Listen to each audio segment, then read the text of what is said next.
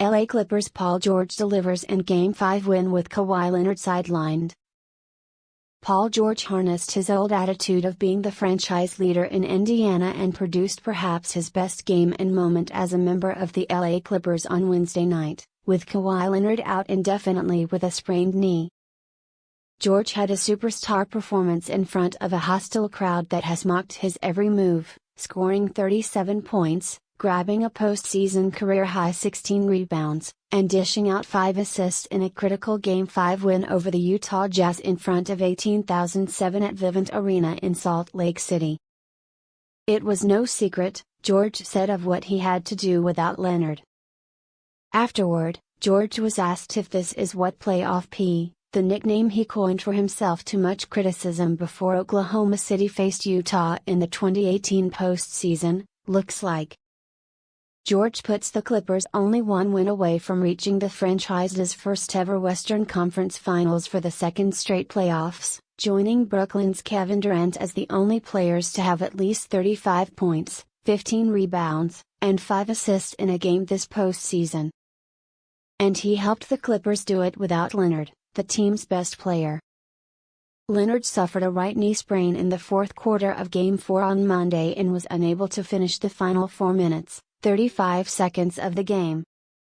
Coach Ty Lue said the Clippers are awaiting results from further tests to see what the timetable is for Leonard's recovery. Leonard originally flew to Salt Lake City with the team before returning to Los Angeles.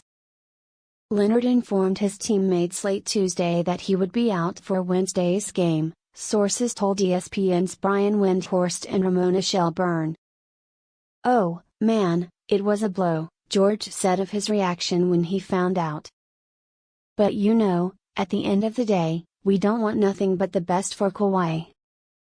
George started out aggressive and stayed that way even when Utah tried to bury the Clippers under an avalanche of three-pointers in front of a crowd that has no love for him dating back to that 2018 first-round series between the Thunder and the Jazz.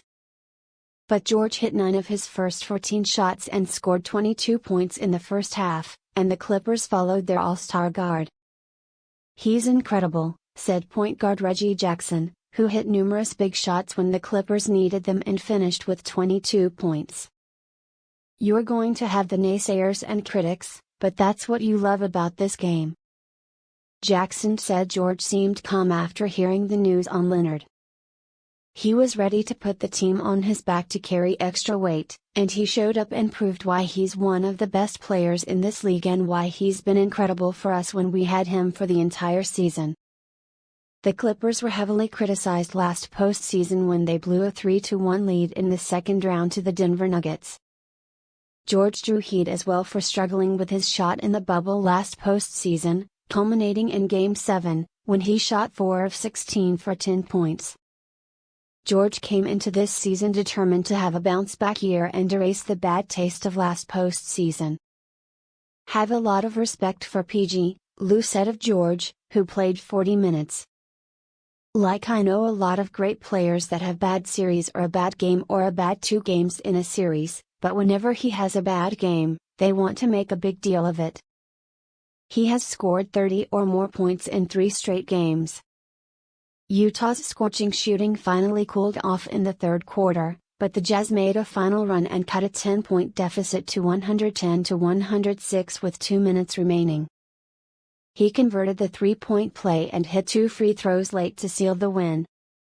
George shot 12 of 22 overall, with just 1 of his field goal attempts going uncontested, according to ESPN Stats and Information. George has a chance to lead the Clippers to the Western Conference Finals for the first time in their 50 seasons, the most played by a team without reaching the league's penultimate playoff round among active NFL/NBA/MLB/NHL franchises, according to ESPN Staples. If he can continue his recent tier in this series and channel his old mentality when he was the franchise player for the Pacers. "I've been in Indiana, where I had to lead a